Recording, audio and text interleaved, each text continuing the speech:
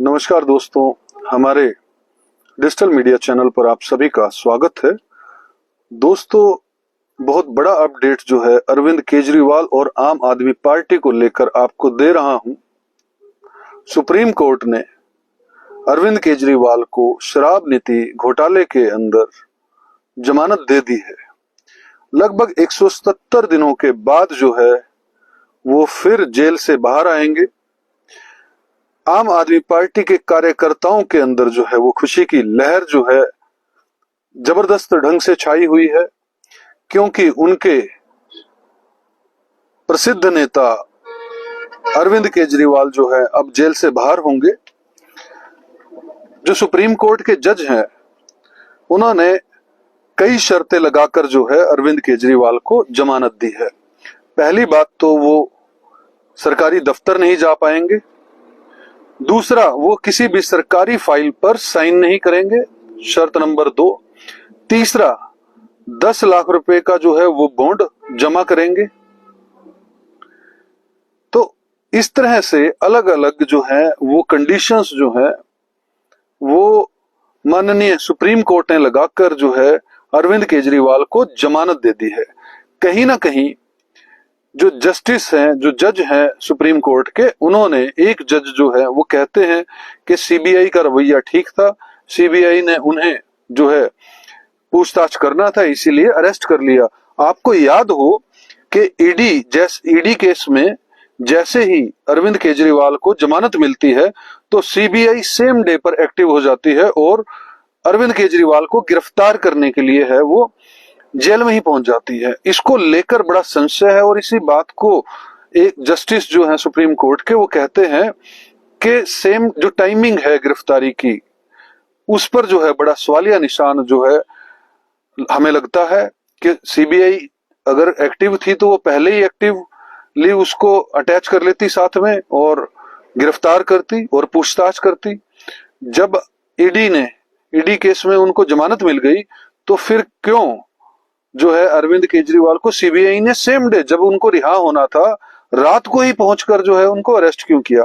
इस बात पर जो है जस्टिस ने जो है अपने विचार रखे हैं और काफी सोच समझ के बाद जो है और जज जो है जमानत दे देते हैं अरविंद केजरीवाल को और अरविंद केजरीवाल 170 दिनों के बाद जो है वो बाहर आएंगे। वो किसी भी सरकारी दफ्तर में नहीं जा सकते, अपने किसी भी तरह के सरकारी फाइल पर साइन नहीं कर सकते हैं। 10 लाख रुपए का बॉन्ड पेपर उनको डिपॉजिट करवाना होगा, जमा करवाना होगा।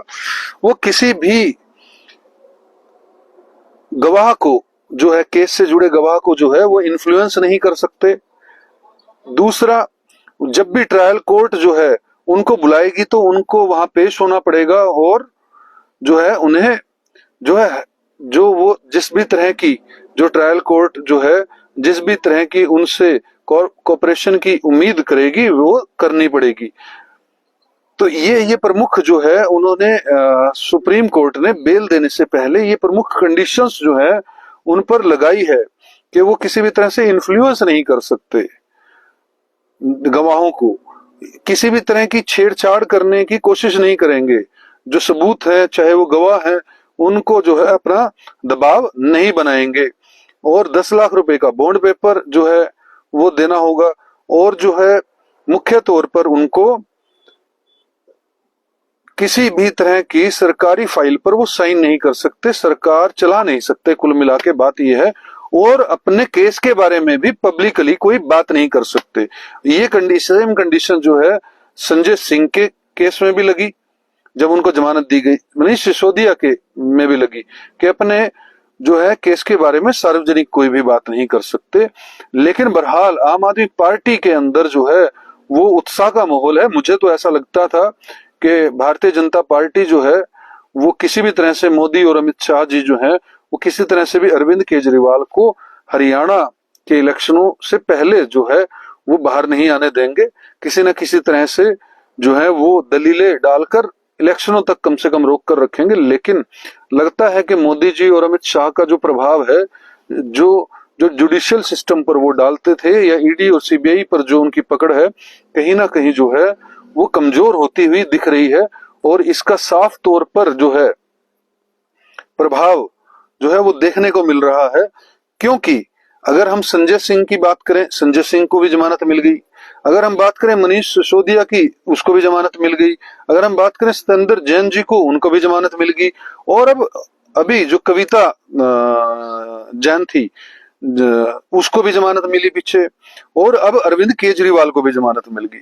तो कहीं ना कहीं जुडिशरी जो है वो पूरे के पूरे प्रभाव में लगी हुई है कि जो भी गलत हो रहा है। क्योंकि जब भी सरकारें कमजोर होती हैं तो जुडिशियल सिस्टम, एडमिनिस्ट्रेटिव सिस्टम जो है वो ताकतवर हो जाता है।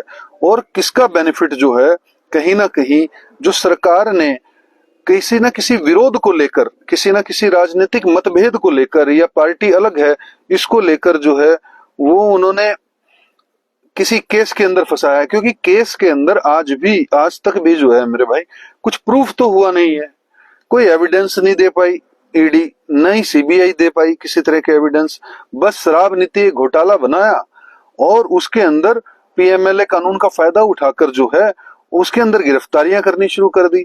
और पीएमएलए कानून के अंदर जो है वो ये बड़ा जबरदस्त लॉ है कि जब तक जो है जो कैंडिडेट है, जो जिस व्यक्ति को हिरासत में लिया है, जब तक वो इनोसेंट प्रूफ ना हो जाए तब तक वो गिल्टी है। और इसी के कारण से जो है जमानत लेने में भी जो है वो महीनों का समय लग जाता है। और अरविंद केजरीवाल ने भी, चाहे मनीष सिसोदिया ने भी कम से कम 1.5-2 साल जो है जेल में काटे। अरविंद केजरीवाल 177 दिन के बाद बाहर आ रहे हैं। तो ये कहीं ना कहीं बहुत बड़ी बात है। और आम आदमी पार्टी के कार्यकर्ताओं और नेताओं के लिए तो बहुत खुशी की बात है। और वह कहीं ना कहीं बीजेपी वाले जो है, कम से कम चाहे वो हरियाणा के नेता हों और जो केंद्र के नेता है, वो कहीं ना कहीं मन में जरूर सोच रहे होंगे कि इलेक्शनों से पहले आके कहीं ना कहीं चुनाव को इन्फ्लुएंस जबरदस्त करेगा। और कहीं ना कहीं बीजेपी के लिए तो ये नुकसानदायक साबित होगा। अब मुझे पूर्ण यकीन होता जा रहा है, ये बात मेरी रिकॉर्ड करके रखिएगा, कि मैं पहले 20 से 25 बोल रहा था हरियाणा के अंदर सीटें आएंगी बीजेपी की। अब मुझे नहीं लगता कि 20 से नीचे ही रहने वाली है भारतीय जनता पार्टी की सीटें, ऐसा मेरा एनालिसिस है। क्योंकि एंटी इनकम्बेंसी जो है सरकार के खिलाफ जो है वो लगातार बढ़ रही है, विपक्ष जो है वो मजबूत हो रहा है। हरियाणा के अंदर भूपेंद्र सिंह हुड्डा ने जिस तरह से अपनी मजबूती लोकसभा चुनाव के अंदर दिखाई, और जिस तरह से सुशील गुप्ता जो कि कुरुक्षेत्र से लोकसभा चुनाव साझे उम्मीदवार थे आम आदमी पार्टी और कांग्रेस के, जिस तरह से उन्होंने फाइट दी, इससे साफ पता लगता है कि जबरदस्त प्रदर्शन जो है आम आदमी पार्टी और कांग्रेस करने वाली है। और कहीं ना कहीं भारतीय जनता पार्टी के लिए एक खतरे की घंटी बनी हुई है। दोस्तों, वीडियो कैसी लगी हमें कमेंट के माध्यम से जरूर बताइएगा। वीडियो को लाइक और शेयर जरूर कीजिएगा और हमारे इस चैनल को सब्सक्राइब जरूर कीजिएगा। इस वीडियो में इतना ही।